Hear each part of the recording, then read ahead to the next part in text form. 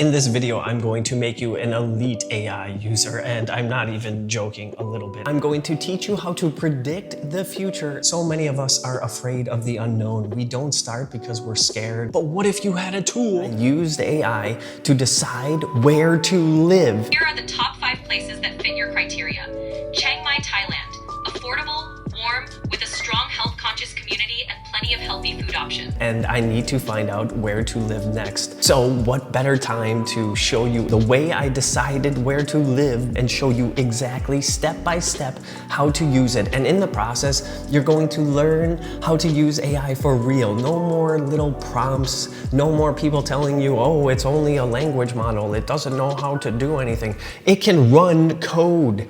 Everything is run on code. Every tool, every app, every website, all of the information, it's all algorithm and code. Don't just treat it like a language model, treat it like the super powerful tool that it is. This is going to be a Monte Carlo simulation for choosing a location. Let me explain what a Monte Carlo simulation is. So in its simplest form, it can predict the future based on uncertainty. So as humans, we are horrible at predicting the future. We're very emotional beings and we can make mistakes. Sometimes we think we want something, but we don't really want that. It's called miswanting. So why not have data to help you make more informed decisions? The link is gonna be down below for this PDF step by step so you can use it and follow this video. I'm gonna do it first with ChatGPT. It's very good at extracting information, coming up with data-driven answers. And then we're gonna also do it in Claude. It's the best emotional model out there for sure. And I'm literally going to go to the place that it tells me to go to because I trust this so much. So step 1, AI is trained on information, not you. That's the most important sentence I can tell most people. It's going to give you really, really good generic advice. It doesn't know about you specifically. You need a master life principles operating system document. This is what it looks like. It's how you want it to talk to you.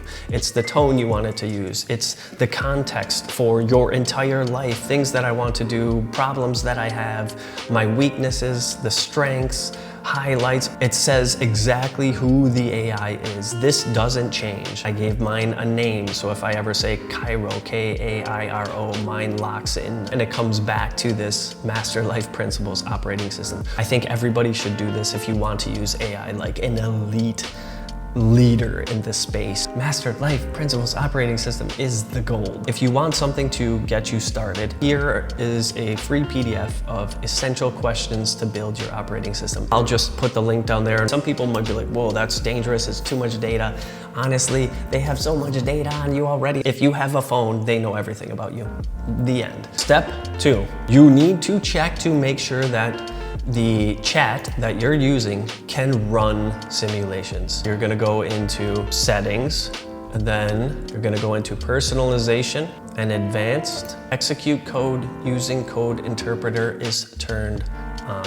Otherwise, it will lie to you. It will say that it's running code. It'll give you numbers and probabilities and charts, but it won't actually run this at all. It'll look very cool and convincing. Copy the code and you just paste it in. You should see a random sample like this. So we know now it can run code. If it can't do that, it will actually just give you a description and say, oh yeah, this is what it does this, but it won't actually give you the output. So then you can go into settings and turn it on. Now I've come up with data from over 250 cities around the world with legitimate, real data. So now the AI is going to know all about these cities, like how safe it is, quality of life, the happiness index. Now these will be right here, PDF or in an Excel spreadsheet, but for those of you that are feeling lazy, I'll have it at the bottom. Copy. You're going to just paste it in there. We need to say this at the top. I'm just gonna put this in here. Okay, there's the entire chart of all the cities, and I told it just, I've uploaded all the city data, reply confirmed if you can see it and access all the data. So now it knows over 250 cities to choose from. Next, we're already at step 4, sweet. But this is where you have to do a little bit of manual work. This is really the only step that we have to do. The rest is pretty much copy paste. So go to step 6, run the simulation for the following. Choose possible locations. Scroll down to step 6, run the simulation, location, options, and candidate cities. Scan all locations to see if anything you want is missing. If there's a city or a place you want, you have to add it in with the same format. Okay, step 6, location, options, and candidate cities. So you can just go through this list. I mean, I've gotten so many, honestly, you could probably just leave it as is, but I will say there are some cities, maybe like small coastal towns, that might be missing. You might think that's a good fit for you. Okay, so step 2, choosing which criteria are important to you. Now this is where you actually have to do some work. So we're gonna go to step 6, run the simulation, section 2, core criteria. So just the next section down. You must go through the criteria list and delete any that don't matter to you, or add in any that are important to you. If a criteria matters just a little, you're gonna want to leave it because we're going to assign a value to it. The pro tip is if you want the best results, you need to have your criteria down to about 15 or 30 criteria, which shouldn't be too hard because I have about 44 criteria in there. Okay, so we're gonna scroll down. So after the cities, now we're coming here to section 2, core criteria. Here is the list of 44 criteria. You're gonna go through and just delete the ones that aren't important to you, or if you see something that's missing, I'm gonna go through and do that. Once you've gone through the list, get it as tight as you feel comfortable with. Again, 15 to 30 should be more than enough. Okay, so back up here, step 3 here. So choosing how important each criterion is. So copy your finalized criteria list and paste it in step 6, run the simulation, step 3. So we're just gonna follow what it says. Now I left an example here so you can see what it's going to look like. So you can delete that. It said to copy our list, and then we're just gonna paste it right here. Okay, so now we've copied and we pasted it here in criteria weights. Now criteria weight means to give it each one a value of how important it is. You could go do this manually, but I have a feeling that we're all going to be a little bit lazy.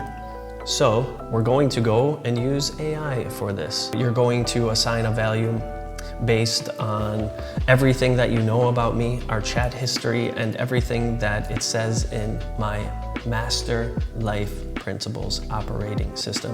And then make sure you do 2 things. You go through each one. You can just say lower this or heighten this, or this is more important, or this is less important. This doesn't have to be perfect, but it does definitely influence the simulation a lot because we're talking about tiny little decimals. Now, one final thing, it does this often, is have it check its math. Now we just copy that.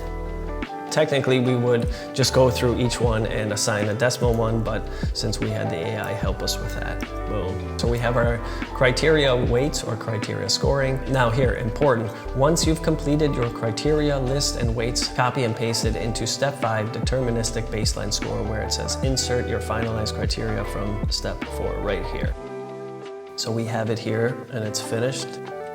Once you do this once, it's so easy. Most of this is just now copy paste, so that was it. You only really do that one section. You just decide which cities are important to you, but I have a massive list, so you really don't have to do anything. Then you decide what criteria is important for a location for you, and then you just give it a weight, but the AI does that for you, and then that's really it. Want to learn more about AI? Subscribe to the channel because I'll be sharing a ton of this stuff and just my journey in general using AI to make crazy decisions like this. Now we're on to step 5, deterministic baseline. It does a simple baseline ranking right now of like which city is best based on the criteria. Copy paste the block below into the same AI chat. We're gonna take this whole thing and just copy and paste it in. And I also forgot to put in my Master Life operating system document. Ooh, this is a good question. Confirm that you want me to use the Master Life Principles operating system. It re-weighted all of the category and criteria that I had listed out. So this is perfect. It's gonna be more detailed,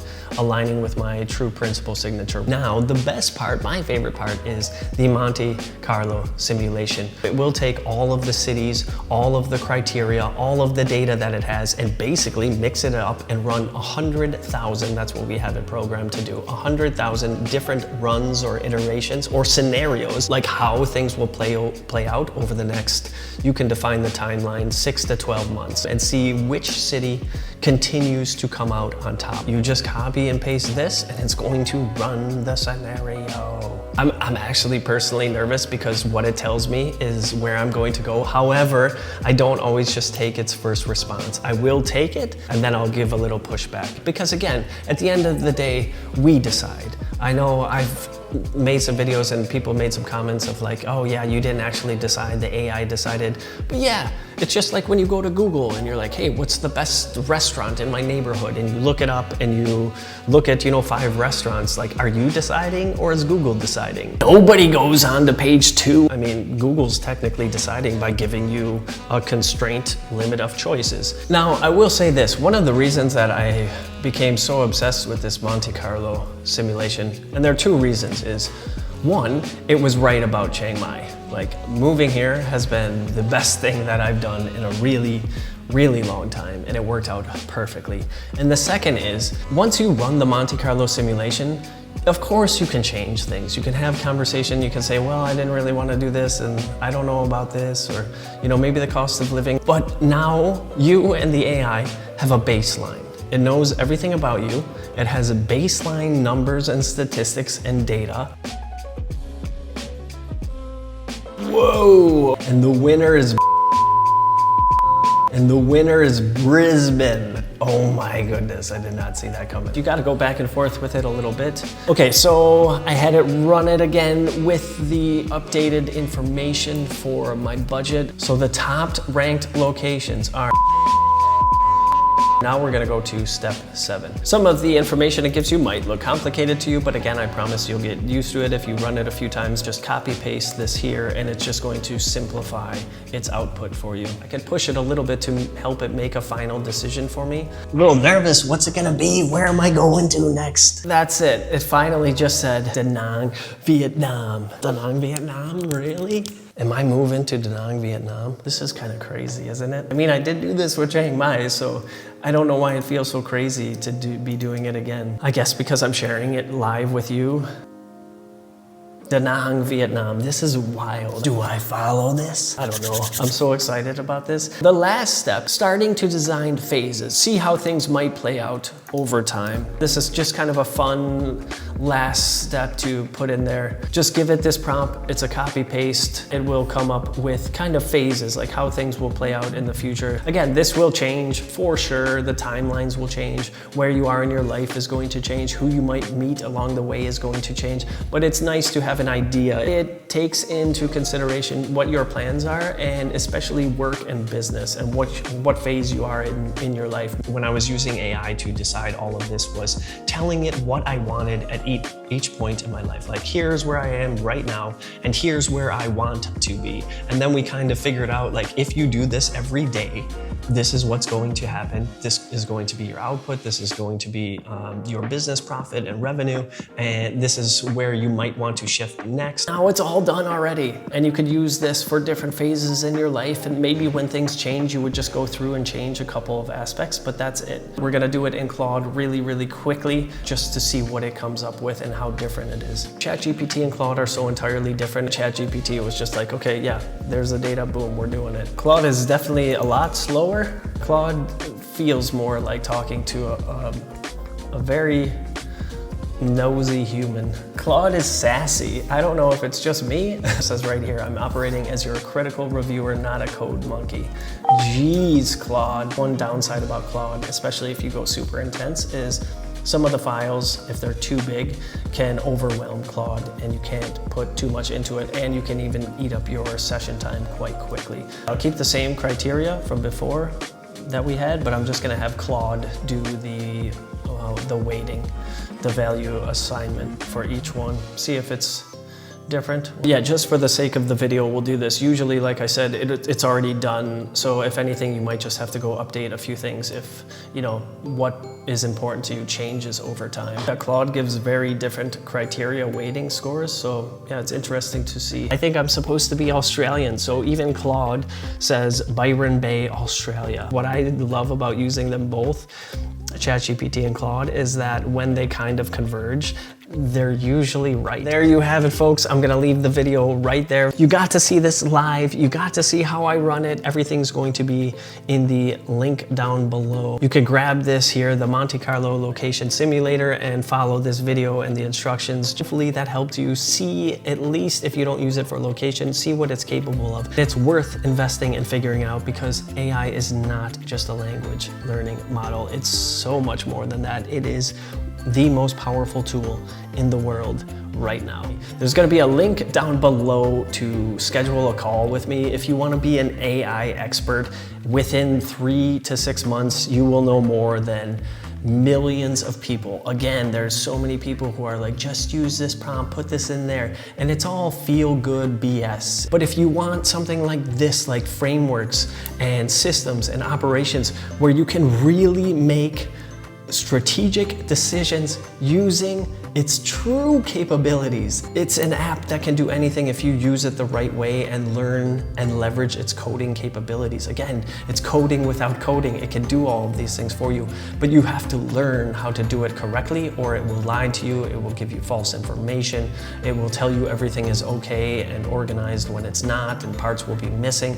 But when you learn these things, you can truly become next level. I also have other PDFs and step-by-step guides for career, because so many people are looking for their passion or their purpose, or they don't know what to do in life. And just imagine using a tool like this where you can input data. Here's what I like, here are my skills, here's what I'm good at. If enough people comment down below and they want it for career, I'm going to give you the Career Monte Carlo setup step by step, so you can figure out what you should be doing with your life. I will say this, it can be dangerous. I started outsourcing too many of my decisions, and I work by this rule now: is every decision I have AI make, that makes my decision-making capability dumber. I didn't use AI to find a city. I used AI to understand what kind of life I actually want.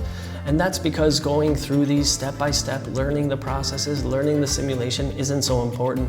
It was figuring out exactly what I want and what was really important to me, and then seeing what those important criteria mean in the world at large, which is really cool. This is the beauty of these Monte Carlo simulations and using AI to make decisions, is ultimately, yes, it helps give you information, but ultimately you're the one making the decision.